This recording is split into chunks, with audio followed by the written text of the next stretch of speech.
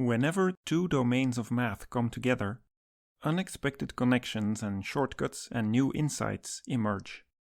Today we're going to build a bridge between groups and linear algebra.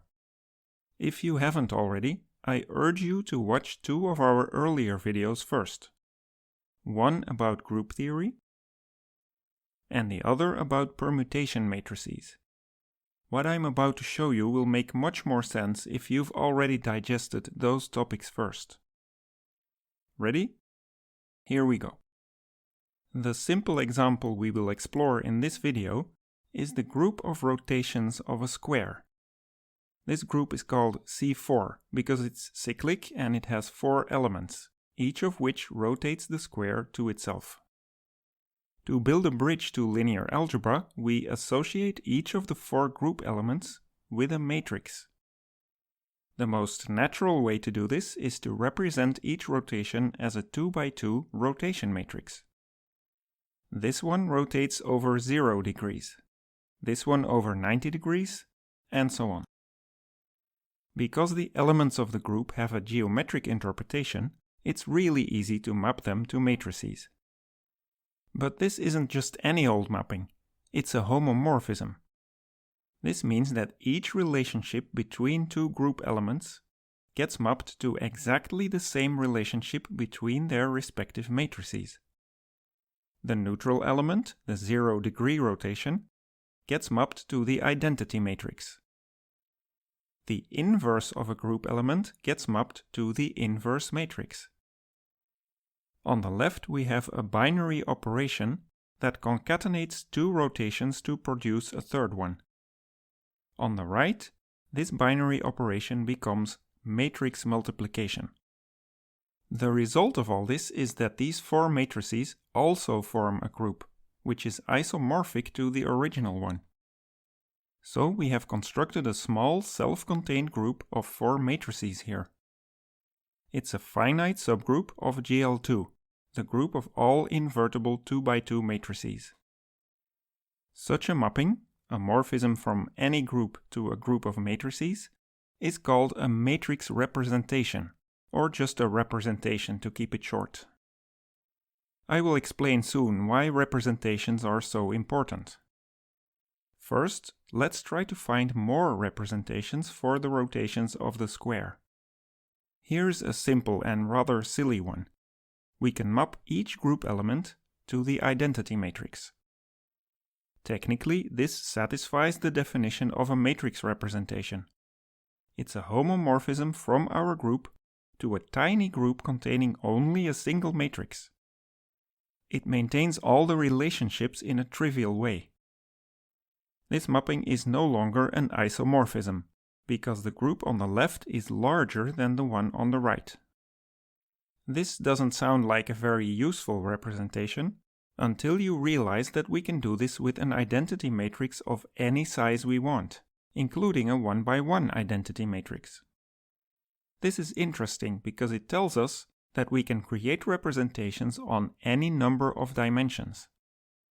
Our original representation is 2-dimensional, or more precisely, the vector space that these matrices operate on is 2-dimensional.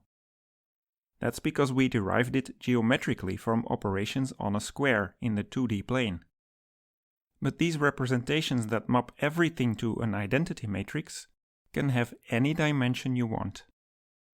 When the dimension is 1, so when we map everything to a small 1x1 matrix that just contains the number 1, we call it the trivial representation. Cool. Can we find other one-dimensional representations? It turns out that we can. Here's an important example. Map the 0 and 180 degree rotations both to the number 1, and the other two to the number -1. This is called the sign representation of the group. Remember that each element of a group is a permutation. The sign tells you whether the permutation contains an even or an odd number of swaps. The neutral element doesn't permute anything, so it always performs 0 swaps. 0 is even, so we map the neutral element to the number 1. The 180-degree rotation performs 2 swaps, which is also even. The other 2 permutations perform an odd number of swaps, so they get mapped to -1. Speaking of permutations, we now come to one of the key representations you can construct for any finite group. From the Cayley table, we know that each group element performs a permutation. And from linear algebra, we know how to write permutations as matrices. We already saw this in one of those earlier videos I mentioned at the start. It's the same old build-your-own matrix trick all over again. You just start from the set of basis vectors, and you permute them to obtain the columns of the matrix.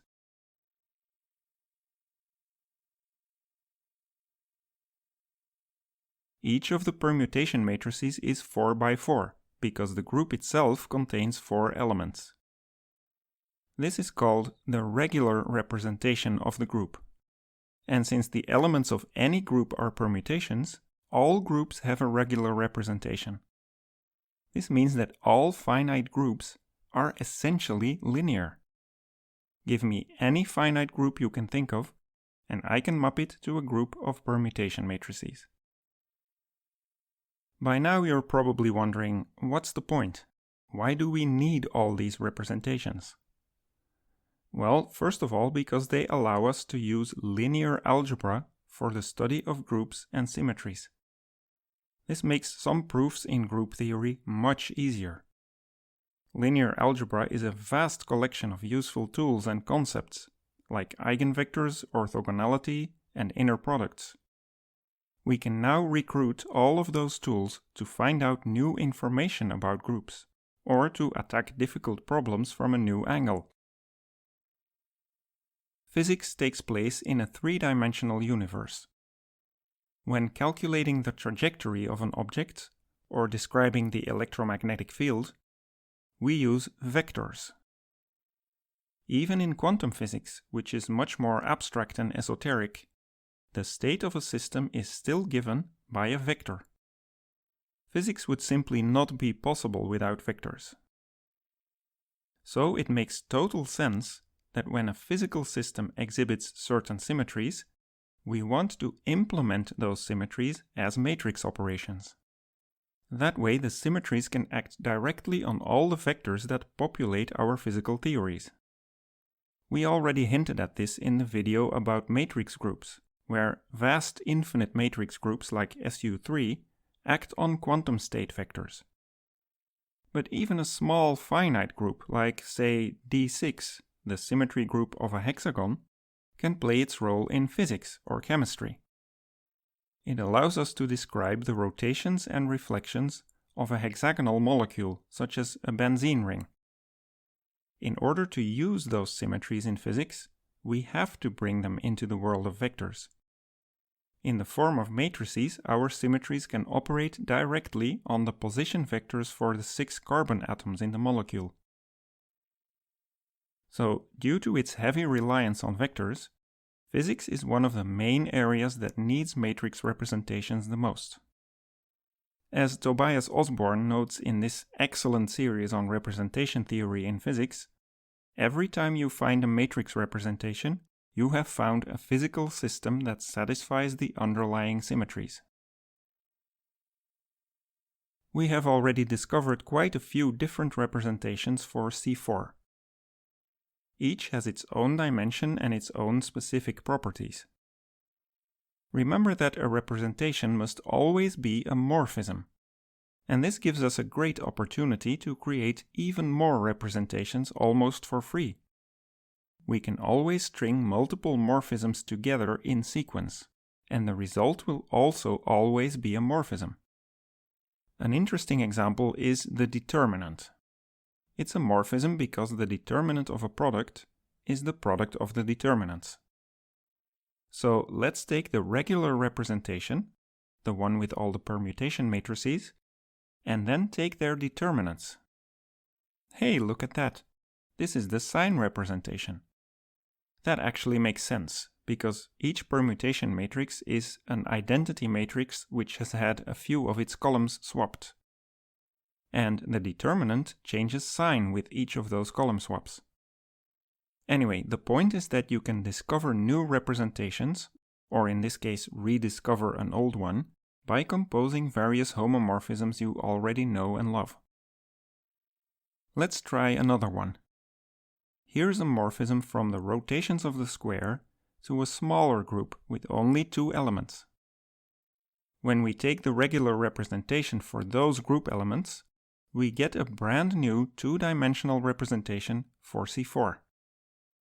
The morphism that goes in 2 steps, from C4 to C2 and then to the matrices, can be turned into a single morphism directly from C4 to the matrices. We can add this to our growing list of representations. If you want, we can then follow yet another morphism. If we take the determinants of these 2x2 matrices, we get the sign representation again. The whole thing is turning into a web of representations that are all connected to each other. We will figure out how to organize this web in the next video.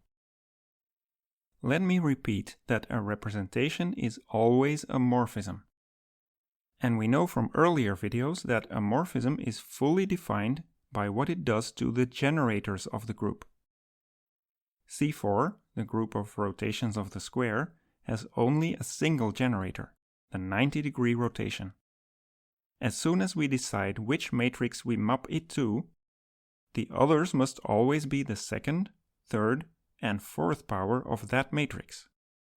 And since 4 90-degree rotations make a full turn, the fourth power of this matrix must be I, the identity matrix. This is true for any cyclic group.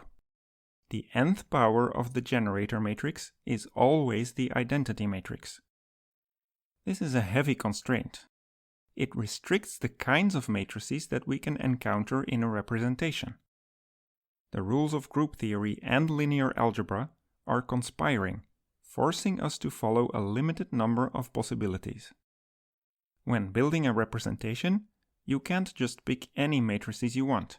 You have to follow wherever the morphism and the generators take you.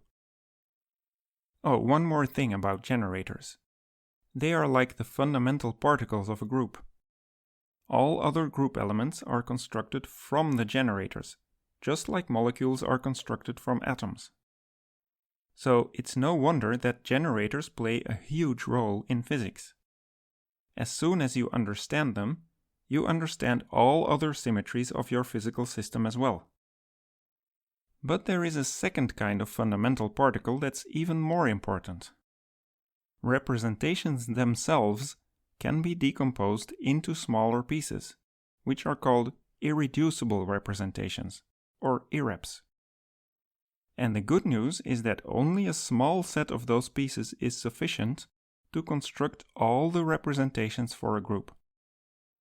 So what looks like a tangled web of connections between a huge diversity of representations is actually, under the hood, much more clean and organized. So to summarize, with generators we can construct all of the matrices within a single representation. With irreducibles, we can construct all matrices across all representations of the group. So this is much more powerful. We will see how to find all of the irreducible representations of C4 in the next video. You can already watch it on Patreon. Thank you for subscribing to the channel and liking this video. See you next time.